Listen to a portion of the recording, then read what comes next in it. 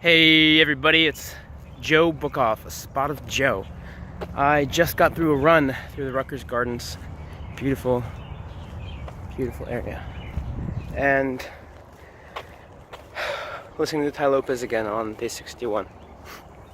So I have some lessons for you guys. Today is going to be all about investor mentality and the real cost of opportunities. The video spoke a lot about opportunities and how much they cost. And one of the great examples that I remember from the video was Oprah. Well, how much does she make an hour? She makes like a million, couple million, etc., something like that. And how much, like say her friend invited her to a movie, right?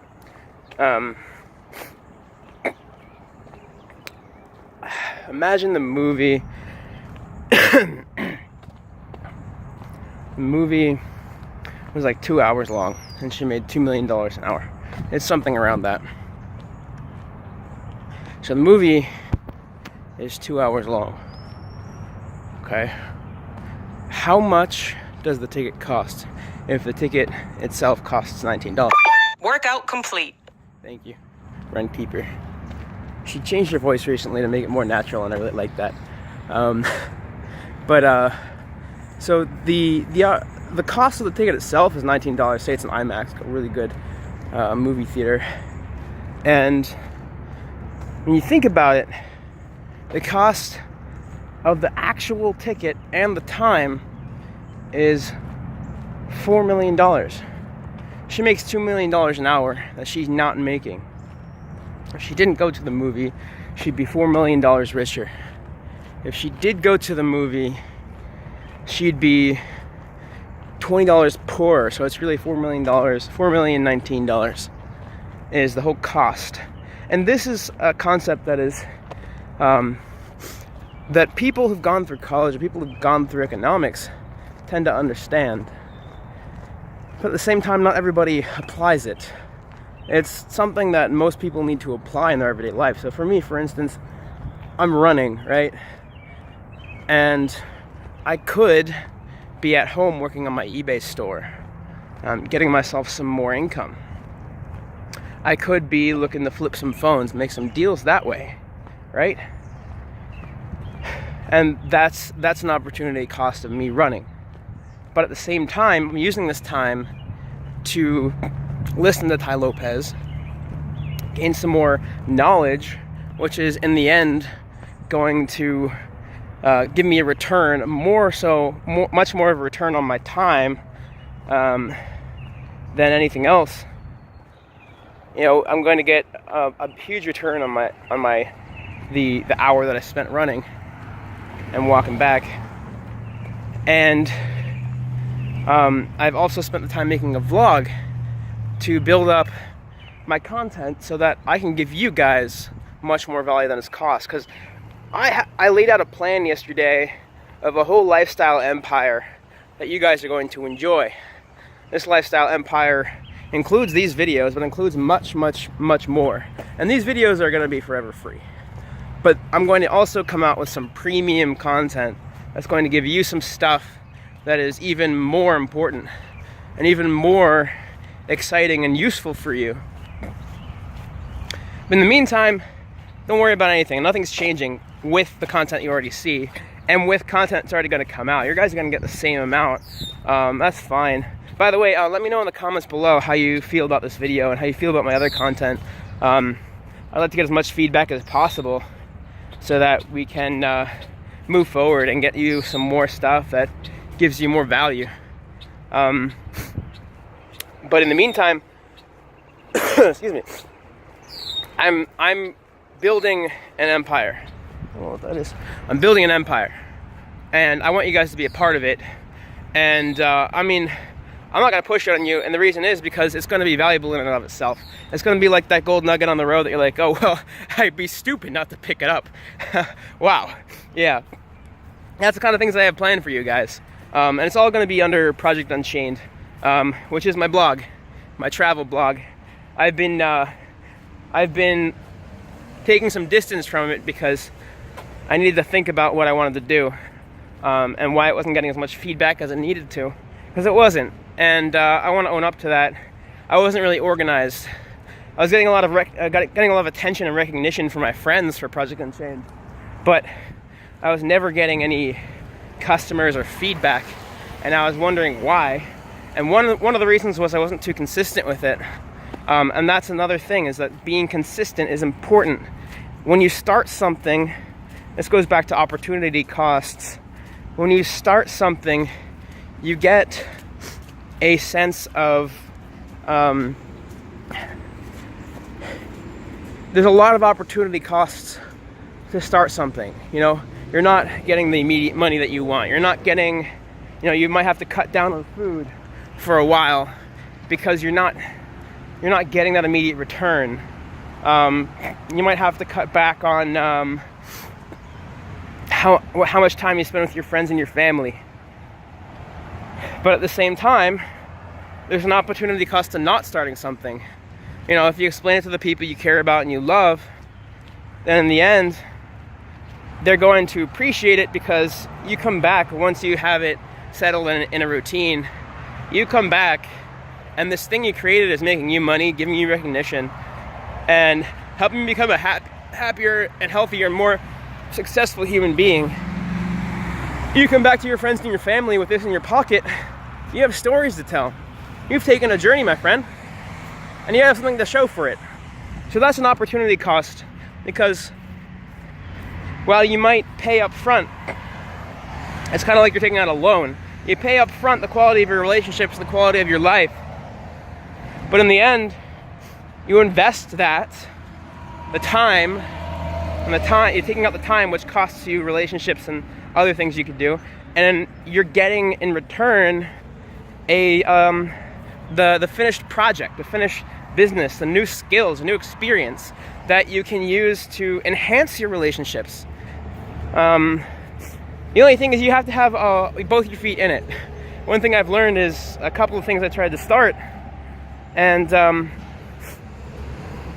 I had 1 foot in, 1 foot out, and when it got hard, I'd jump out like it was a hot fire, and that's why I never really succeeded in anything, except for the things that I put all my feet into. Like, I was president of Muggle Mayhem Harry Potter Club on campus, and from 0 members, because the only 3 members were me, became the e-board, which were me and the secretary and the vice president, who are running the club now. And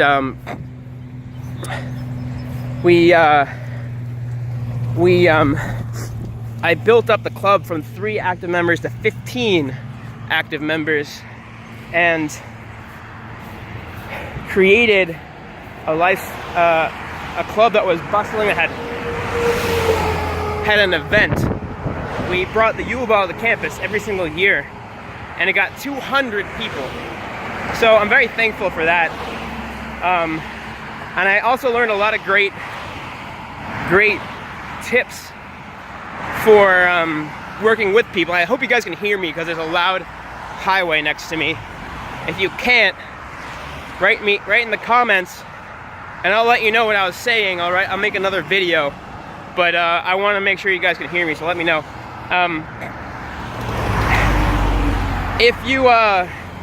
So I created that whole environment, that event, and after it I learned a lot about people, because I got so frustrated because my whole idea of what the club could be and everybody else's idea were so different, and I was the president, nobody was listening to me. I didn't know how to gain respect. I didn't know how to push an idea, to get people to follow me. That was a problem I had. I wasn't very personable, and it's still an issue I have. I've been working on it, but that was, me putting both feet in to this club, and bringing it forward as much as I could gave me a lot of insight on myself. So I could have said, I was actually nervous about it. The former president was like, I know you have the guts, I know you can do it. And I'm like, I'm kind of scared. It's my first president, you know, it's my first time I'm president of a club. And I almost didn't take it. But he's like, I know you got it. So I got it, and I did get it. The opportunity cost of that for the, you know, me reacting to the immediate fear, which would have dissipated very soon. If I had reacted to that and not taken the opportunity, I wouldn't have had this experience. I wouldn't have had the self-confidence working with groups, because I would have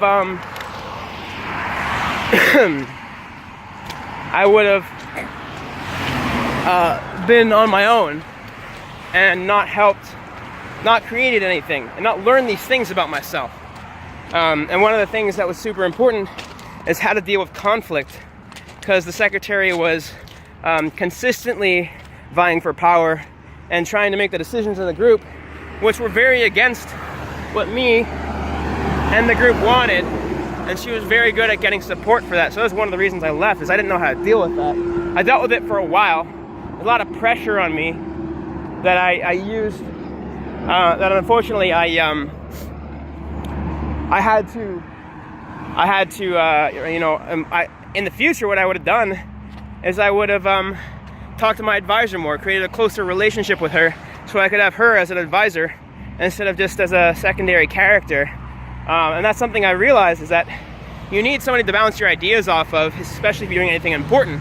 Because if you're a leader, you can't really look to the members of the group for help. You're their leader. You need to be fearless.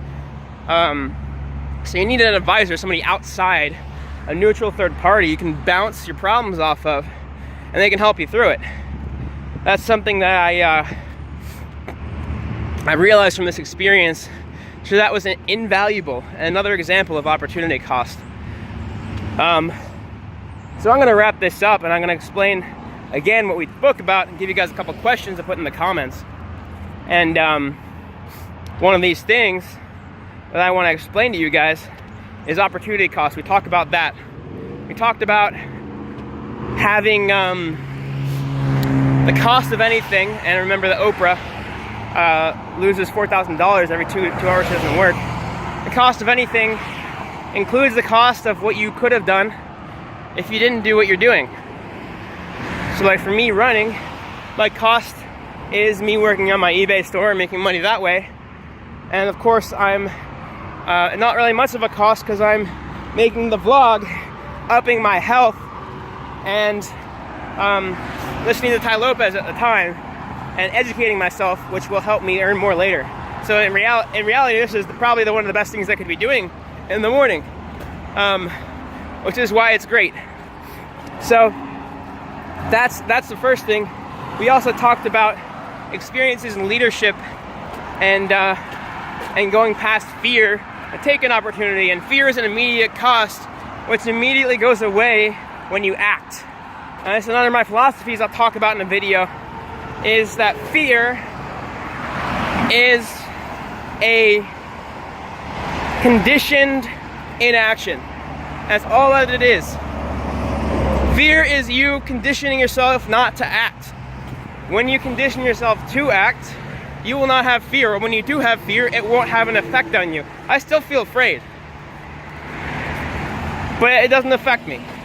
That fear of being afraid does not change my actions. And that's an important distinction to make. I'm not afraid to act. I feel that fear sometimes, but I do it anyway. And that's an important lesson that I'm going to be talking about in another video. But it also ties into what we talked about in this video when I explained my experience in Muggle Mayhem. So to go forward with that, I want you to answer these 3 questions. 1, what is the biggest opportunity cost of your daily routine? When you think about what you do, get up in the morning, eat breakfast, don't eat breakfast, run, don't run, exercise, don't exercise, work, don't work, go to a job, work for yourself. You know, go to friends, stay at home alone, go out on your own. Like, what are you doing? And what is the biggest opportunity cost? the cost of you doing what you're doing, what is the biggest thing you could change and the biggest thing you're giving up with your lifestyle. For me, the biggest thing I was giving up at one point was freedom. And that's something I'll never give up again, which is why it's my highest value, is freedom. Making sure that I am free to do what I like. Of course, within reason, ethically. I'm not going to piss anybody off on purpose, etc. I understand that part of it. But free to do what I like, within reason. That's super important to me, which is why Project Unchained is about unchaining yourself to live the life you want. That's going to be, I'm going to put a link in the description, projectunchained.com, so that you guys can read into that and check it out. That's the first question. What is the biggest opportunity cost of your lifestyle? Number 2, what kind of things would you do if they were right in front of you and they had no opportunity cost? Like, you're not giving up anything. Stuff that you could do without shame, maybe short term. And this could be like stuff you would never ever do in real life, but stuff if there was no shame, no cost, you would do. And then the third question is the stuff you would do if you were to the stuff you would do if it was a huge opportunity cost, like if you had to uproot everything but you still knew you could succeed. So I understand a lot of people are going to be like excited to answer these questions, but at the same time are a little bit held back. So what I'm going to do, and I know this is going to help you guys out, I'm going to answer the questions myself, and then have you guys answer them, so that you can feel comfortable answering them, because I'm going to be more vulnerable, and that I know after that you guys are going to want to answer them. So I am thinking, first question. What is the opportunity cost of my lifestyle? Well, I minimize this every day. I make sure that I change my lifestyle to exactly what I want it to be. That's why I'm qualified to lead a lifestyle creation empire, of course. But at the moment, opportunity cost is stability. My lifestyle does not really offer stability. And I'm comfortable with that, because what I'm gaining from that is freedom. And I'm also gaining future stability.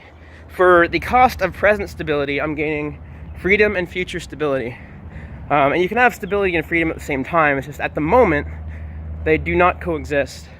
And I'm comfortable with that, because I don't want stability right now. But it definitely is a cost. It's something that I'm giving up for the lifestyle that I have. Secondly, if there was no shame whatsoever about something and no cost, I just have rampant sex with any consensual person I want to have sex with. I would just have rampant sex with people. That would be awesome. I'd be very happy with that, and that would make me very happy. Of course, there might be a fallout in relationships that I have, and that would be unfortunate. It's something that I definitely do need to take into account. I'd also travel 100% of the time. Find a place to live, which is actually what I'm going to be doing. Right now there's a big cost, because I would be spending a lot more money than I make if I did that, which I'm going to be doing soon, but I'm going to be doing it in a way that's sustainable. I would be taking that, and that's something that I'd be doing, is just traveling all around with no real aim. And no way to make money. So I'm going to be doing that, but I'm going to be having a way to make money. And that's going to be in taking my experiences and sharing it with you guys and helping you do the same thing, or at least whatever part you want. Because I spoke to a guy yesterday. He's like, I want the freedom, but I don't want to travel around aimlessly. I want to be in a big city. So I'm like, okay, well, how about learning to explore your own backyard and learning to have adventures in your own backyard? Because I've done videos about that on YouTube. On Facebook. exploring your own backyard. There's so much you didn't see in your own backyard. I've been here for 2 years, and every now and then I come across, like, I just ran. This is my route that I've been running for years. Not years, well, a year and a half. Like, yeah, like, I guess you could call it years. And I have a couple of routes. This is one of them. And there's this, in this one part that I ran past, there's this big pile of, like, this hut of logs I never saw. And I ran through and I was like, ooh, this is a hut tunnel of logs. Where'd this come from? I've never seen it before. So you can explore your backyard really easily. I thought that was super cool. And then the last question I'm going to answer for you guys, for myself, so you guys can feel super comfortable answering it. I want to be at least as vulnerable as you guys, so that you guys don't have to feel self-conscious. Second one, last one is, if there's a huge cost, what would you be doing? And, you know, what would you do if there's a high value? And these are the long-term things. These are the things that you're thinking long-term. The other question, the second question, was short-term thinking. This is long-term thinking. If there was a huge upfront cost, I'd still be doing what I'm doing. But I'd be doing it earlier, I guess you could say. For me to drop out of college and work all full-time on my on Project Unchained and A Spot of Joe, and building up e-commerce so I can teach you guys how to do that. That is all. That cost a lot of trust with my family, a whole lot of trust with my family. My relationship with my family broke for about, you know, a couple months, and that's actually all it was. It was just a couple months. It was barely anything else. But yeah, my relationship with my family broke for a couple months, and they started to distrust me, but B, respected me. So in the end, like, it wasn't nearly as big of a cost as I expected, but I expected it to be a huge cost because most of my relationships failed. A lot of the people that I was you know, seeing every day in college, well, now we don't talk to each other anymore. They don't respond to my messages. They weren't real friends, I could tell, but at the same time, it hurt a lot, and I was very lonely. So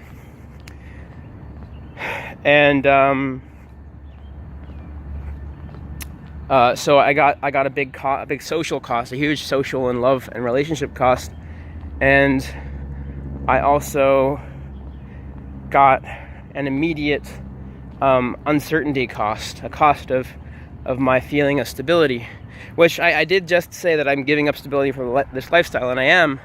But the more that you have habit and you see things working out, the more stability you have, which is why somebody who travels and backpacks on the road, they can still feel stable because they know that everything's going to work out because they've done it for so long and it feels natural for them. So for me, I'm gaining stability in my lifestyle. It depends who you're talking to, but for me, and I think this is just a learned thing. I think anybody can learn this. For me, it takes about a week for me to feel stable in something. A week to 2 weeks. I moved into this house, the house that I'm at right now, about a little over a week ago, and there were some initial conflicts. I'm a polarizing personality, so one of the people in the house tried to get in my way and be very passive aggressive and essentially kick me out and cause me to not have any power in the house. And I'm not like being unreasonable. In fact, I'm being quite reasonable. I'm buying things for the house. I'm cleaning up the kitchen. She just was there for 2 years and is a bit sensitive. And I offended her once because she was kind of being a bitch. And I mean that because she was just like being so passive aggressive and like ignoring me, and like I confronted her about it, and she's like, oh, you make me uncomfortable, because she probably is used to being passive aggressive and people listening to her. And so in the end, I'm not saying names at all. I don't want to. It's not worth it. It's not important. But in the end, I stuck my ground. I'm like, no, I'm not gonna let you order me around the house because I make you feel uncomfortable. That's something you have to deal with on your own. I'm not doing anything to make you feel uncomfortable, and I'm sorry that you feel that way. And everybody else in the house loves me because we have a lot of fun, and I provide for the house. And so she's just like being a leech And I felt leeched around her because she was trying to leech me. But in the end, I stuck my ground, and I feel a lot more comfortable around her because I asserted to her that I was going to hold my own ground. And this cop is just letting me jaywalk, so I guess I am holding my own ground pretty well. But that's something that I've noticed, is that in any situation, you can become comfortable in about a week if you do it right. You just have to, adapt to it. So that's that. I want to sign off here, and I'm gonna re-explain the 3 questions so you guys can appreciate it. First question: what is the opportunity cost to lifestyle you have? For me, it is stability. For you, what is it? What are the things you do right now if there were absolutely zero consequences, zero opportunity costs? For me, have rampant sex, travel 100% of the time, have new experiences, etc. Number 3, that's short term. This is long term. What are the 3 things you would do if you could, if there were a huge opportunity cost? And for me, it's doing what I'm already doing, dropping out of college, building my personal brand, building this lifestyle empire so I can help you guys become more free and live the life that you want to live. Ta-da! All right, let me know in the comments below. Subscribe, share, because I know you guys like this. I know you guys get value from it, so help me out.